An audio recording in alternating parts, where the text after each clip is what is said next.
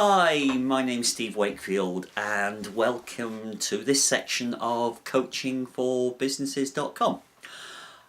In this section we're going to look at something that has got much more attention in the last few years, and that's mindfulness and meditation.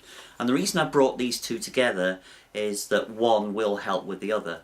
Learning to meditate will help you focus a lot more on what's going around you at any particular point in time. And mindfulness, what is mindfulness?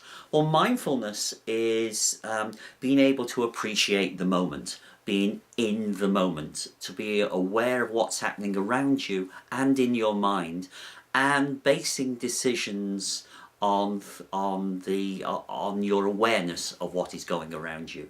It's living in the moment. And why do we need to think about this? Well, it all goes back to how our brain works. How our brain works is that we have between 40 and 60,000 thoughts every single day, and if we were to be aware of each of those thoughts, consciously aware of each of those thoughts, it would be a very, very tiring day. So our brain's very clever. It's developed so that the vast majority of those thoughts are dealt with by the subconscious. And how that happens is what the subconscious will do. If a thought comes in or some information comes in and you've dealt with that situation before, a very similar situation, your subconscious brain will just deal with it and pass the appropriate decision. If it's something slightly unusual, the conscious brain looks at that and questions whether that is appropriate or not. The fact is that most of us run on scripts or autopilot for the vast majority of the day without really realizing we're doing that. Becoming self-aware that you are doing that gives you the opportunity to be able to think about things in an entirely different light. I mean, we don't want to do this for every decision we make. An example I give in my book, So You Want to Be a Leader, is a cup of coffee. You know, we don't want to look at whether it's a heaped teaspoon or 1.5 teaspoons, or what cup do we take, or do we take milk, or do we take sugar, or how many cups should I be having at any particular point in time. There are many things where we'll just automatically go and do it. It's the right thing to do. The thing is when we come across an important decision, and that is to have a look clearly at whether we are making that decision based on past opinions, past bias, or whether we're making a decision based on the facts that are presented to us. So using mindfulness to do that, and one of the examples that I give is having a meal. We eat on autopilot. Food is put in front of us. We could be having a conversation with people, or looking at our phones, our emails, or whatever else we're doing. The conscious part of the brain is doing something else whilst we're eating. The next time when you have a meal, stop, think about it, and then just get one morsel, put it in your mouth, chew it, think about what you're chewing, think about the taste, think about the texture, think about how it makes you feel. Just enjoy that mouthful. Don't look at the plate for where the next mouthful is coming from. That's your script, your subconscious at work. Finish a mouthful, now have a look at the next and see what you're going to choose next, and enjoy your meal. Really enjoy it. Now that's just one way of showing the power of mindfulness. You'll probably find that you really, really enjoy the meal, probably for the first time in a long time. So it just gives you an idea of what you can do with that. And when somebody next comes into you for a decision or a discussion on something, have a think. Just think, what do you think of that person? Are you basing your opinion on what that person means to you or has meant to you in the past? What about the subject? Again, is the subject something that's common to you? Is it something that you want to review your bias, either negative bias or positive bias. Okay, so mindfulness is a great way of reviewing important discussions. Maybe go back to a decision you made in the last couple of days, and run through the process of did I make that decision based on the facts, or did I make that decision based on past experience? Past experience could well be important, but it may not be. So then we come to meditation. Meditation is something that I was fairly skeptical about when it was put to me, but I use it every single day now, and it has a very positive impact on your life. One of the things we'll talk about in a chapter on stress is meditation, because it certainly does help to calm the mind.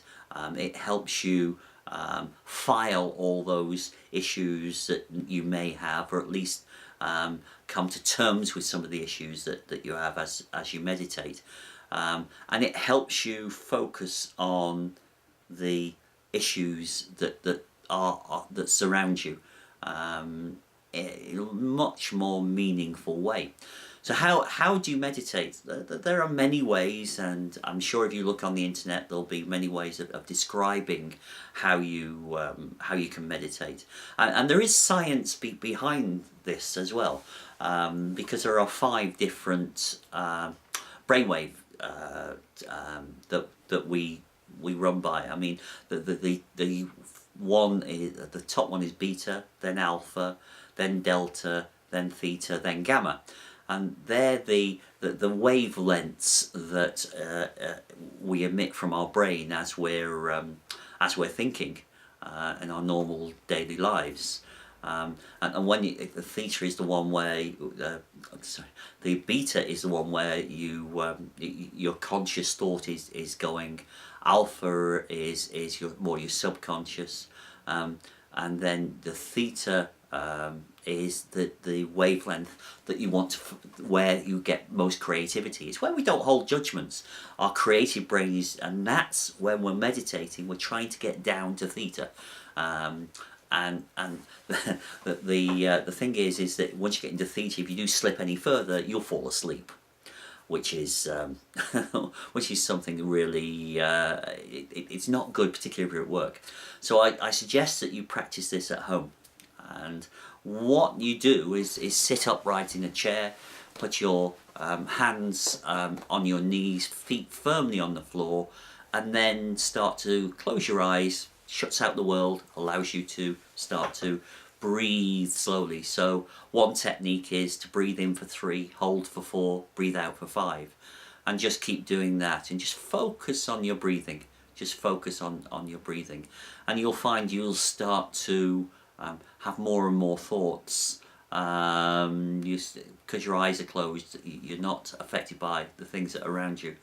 And then you can start to think about maybe a calm, maybe a beach if it's for you, maybe a walk through the woodland, maybe just a walk round a perfect round of golf as you're hitting the ball, something that just helps calm you down. And then as you're getting into that stage, start to think about some of the concerns that you've got around you, but just allow your thoughts to come through. For example, if there are issues with reports, or there are issues with deadlines, just start to think about how you can resolve those. It's amazing.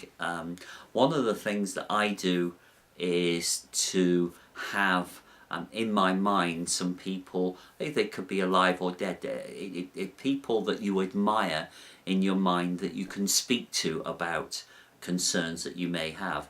And it's amazing how this process does actually work. You come up with some ideas, some great ideas. As you're breathing, it's important to know that you don't just snap out of it as well.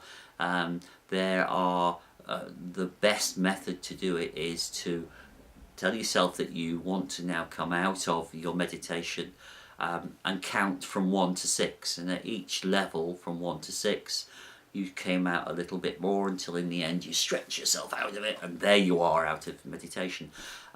If you're feeling this isn't for you, that's fine, that's fine. Another way of doing it without meditating is simply to go into a quiet room at a quiet time, close your eyes and just start to think about your day and what you want your day to be, how you want your day to be prior to you starting, and that is a form of meditation. So there are many different styles and techniques. The important thing about this section is living for the moment, understanding why we make decisions, and maybe some important decisions, just taking a step back and having a look at the facts with no judgment. And the other reason for this section is giving yourself time to think, and that's what meditation does. So on that basis, have a look at the documents that are on the website that talk a little bit more about this. If you want to get in touch with me, please do on coachingforbusinesses.com. I look forward to hearing from you. So thanks very much. Bye.